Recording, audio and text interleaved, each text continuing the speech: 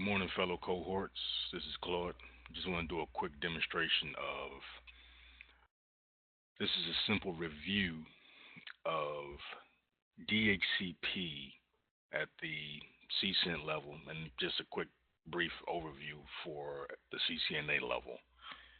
So in your text, you read and you hear about the famous acronym DORA: discover, offer, request, and the acknowledge. So basically what happens when the device hits a network, it wants to be a part of that network. It wants to be a part of any network. So this process actually happens. Now, let me take us out to a live interface where I can actually demonstrate how this works behind the scenes. Give me a minute here.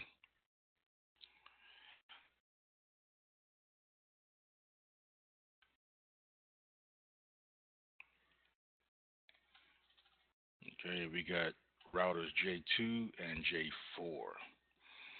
And if you look at router J4,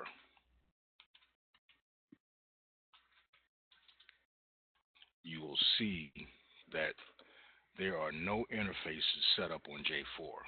Now, J4 is connected to J2 actually through uh, just physically connected, I should say. This is an OSPF environment, but that's a whole nother topic.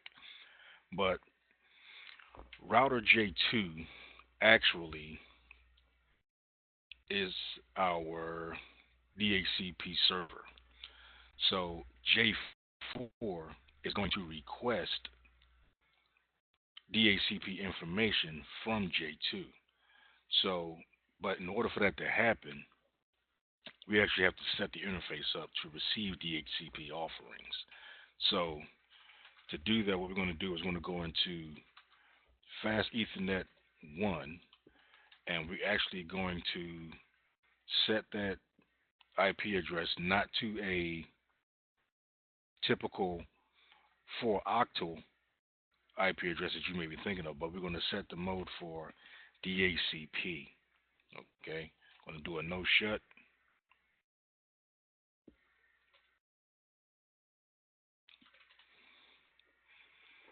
All right, as you see, the interfaces are coming up. You see a lot of messages are going on here.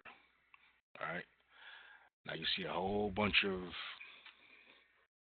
messages being streamed on my router at 4 o'clock this morning, and I will actually go into detail what that is.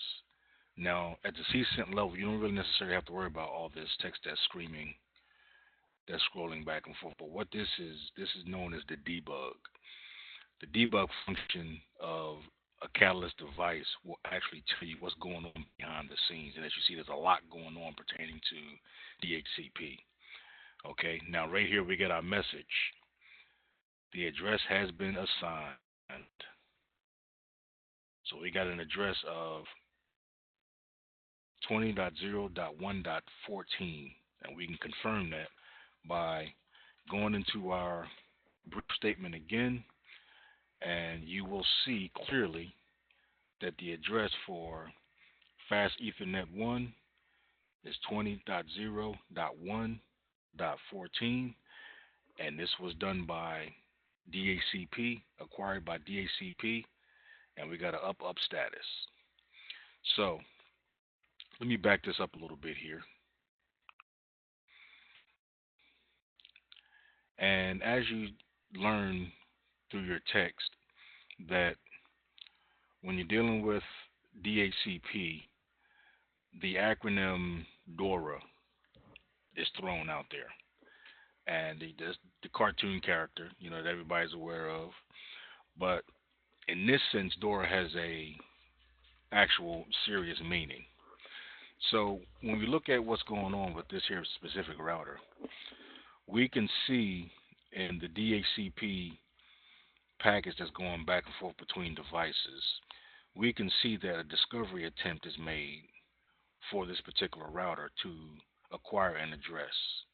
Okay, host J4, which is this router locally.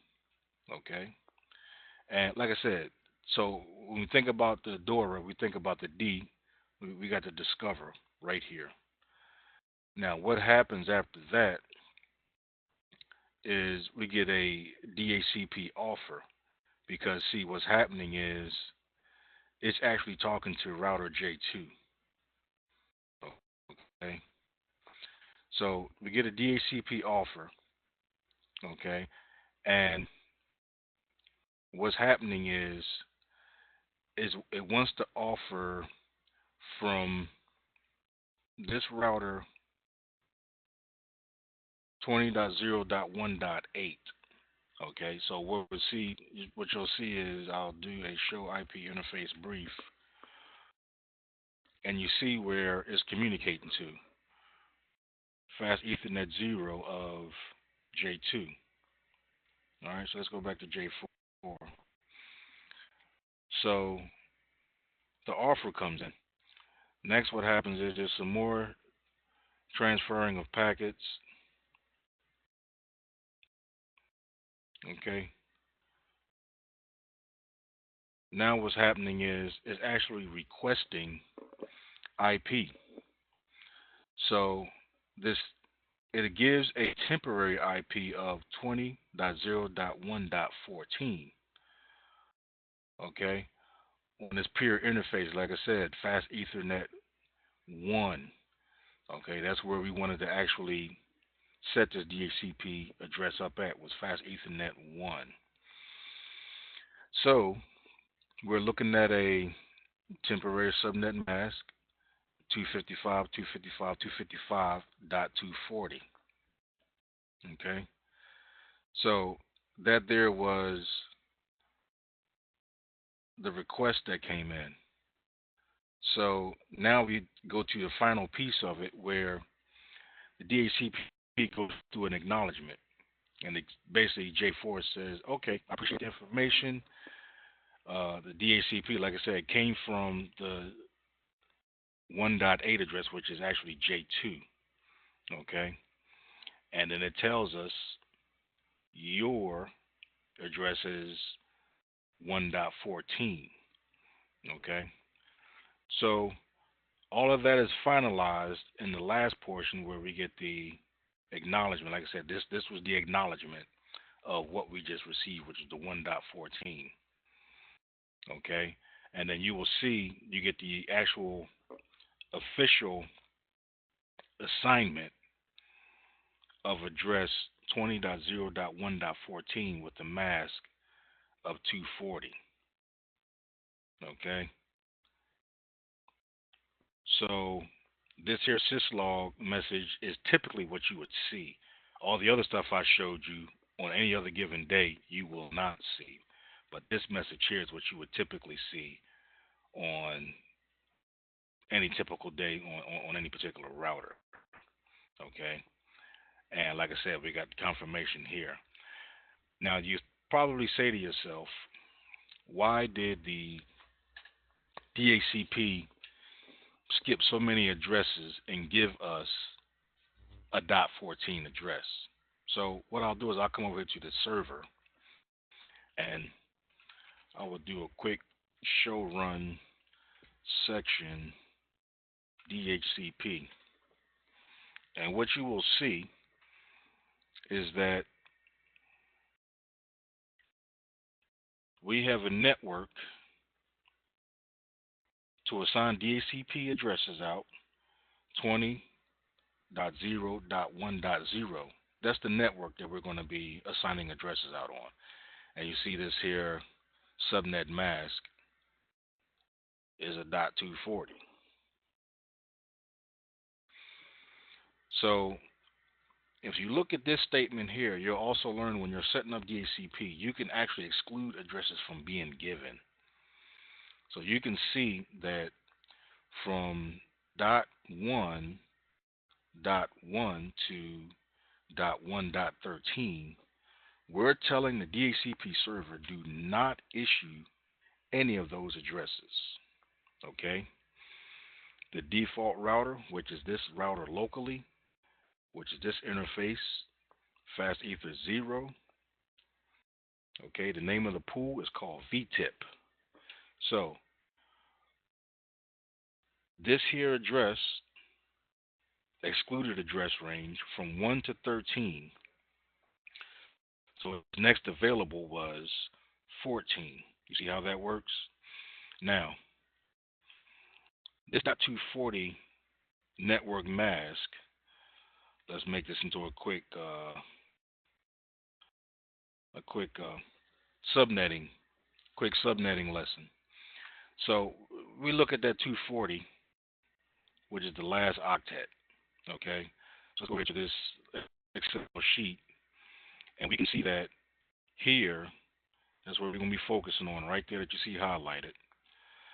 So this is basically that 240 is you're turning these here first 4 bits on, which gives you your 240 mask indication here. All right. So you remember during your subnetting learnings that everything to the left of what we call this here a magic number, this 16, is basically network related. Okay. Everything to the right, where all these zeros are here, that's all host related. Okay.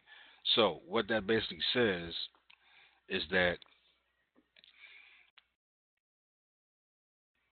this network will have IP ranges that will range from 1 all the way up until 15. Now, that doesn't mean valid host ranges. So, of course, you populate all of these here, which will give you a 15. You know that that's basically a broadcast address, which is not a valid host address that you can use. So, if you think about what I was excluding here, from 1 all the way to 13, okay, from 1 all the way to 13, and we know that our broadcast is going to be .15, that only leaves one IP address, valid IP address, that this router could use, .14. Does that make sense? I kind of tied two different topics into one, but sometimes that's how that works. But that's how that's the reason why the DHCP address that was given was a .14 and didn't start from a .1. That's because it had to take into consideration that the server was excluding a .1 through .13, and on top of the fact that this subnet mask also limited the range of the addresses that could be assigned legally. Okay, so this excluded address, basically these addresses could be in the real world, let's say in the real world, these here addresses could be assigned for or reserved for something in a company on some given network that you're working on. These could be static addresses for something that's important, and those addresses are always constantly are the same and don't need to be changed. So the reasons can vary, but that's just an example there. But like I said, this was just a quick behind the scenes of how DHCP works. And like I said, all this stuff that goes on behind the scenes, this is nothing more than the debug function that's being turned on the router to tell the engineer or the operator that this is what's going on behind the scenes on this specific router. So basically what happens is you're reading these debugs and you're looking at the conversations that's going on behind the scenes between this router, the next router, or just within the network in general. But typically you would only get this here syslog message. That's all you would see. Okay. Hope you was able to pick up or just reinforce some of the things that you already knew. And until next time, keep reading, keep studying.